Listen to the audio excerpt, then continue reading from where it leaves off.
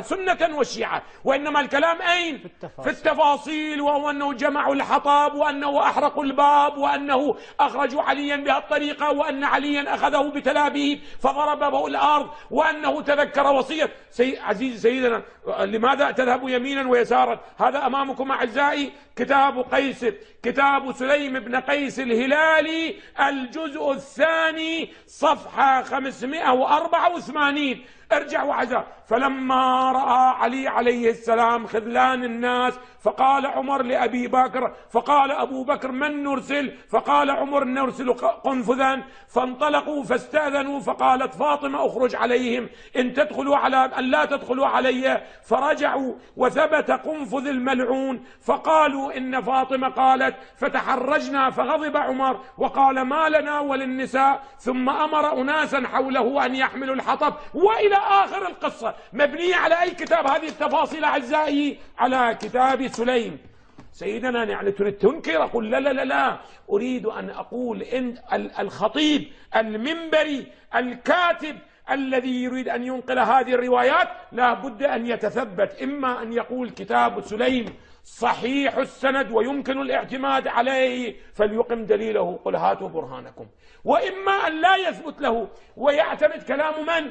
الشيخ المفيد الذي يقول أنه فيه كذب وتدليس وفاسد، وينبغي للمتدين أن لا يعتمد عليه. إذن بعد مو فقط هاي الرواية تسقط أعزائي، كل الروايات التي نقلها الكليني والصدوق والطوسي وغيره، لأن المفيد لا ينقلها، كل هؤلاء ما نقلوا من هذه الروايات بعد تكون ماذا؟ مشكوكة. ما أريد أقول تعبير آخر. ستعرفون بأنه أساسا إسلام الحديث ماذا دا يفعل بنا أعزائي؟ المشاهد الكريم دا يلتفت. قد عندي وقت أستاذ علاء؟ 3 دقائق. جيد.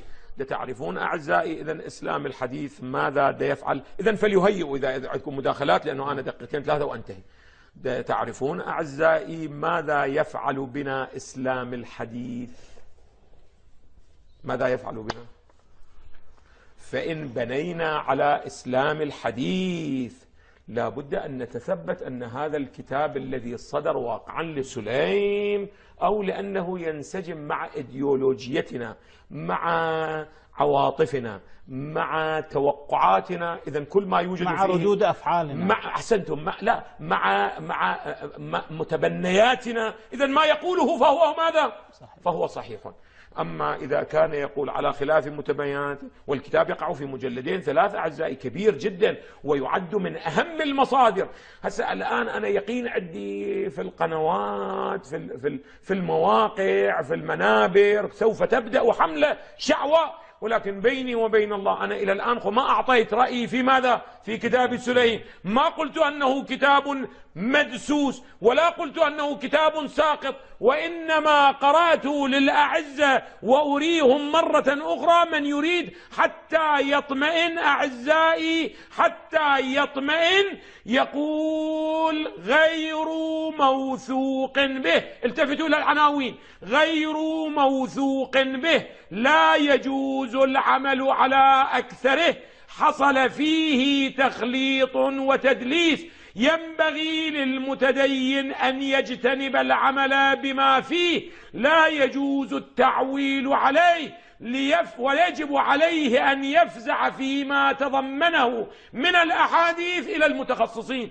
يعني المنبري والخطيب والمتكلم في القناة الفضائية عمامته كبيرة صغيرة كذا، إن لم يكن من المجتهدين في علم الرجال وفي علم الجرح والتعديل، ولم يكن من المتخصصين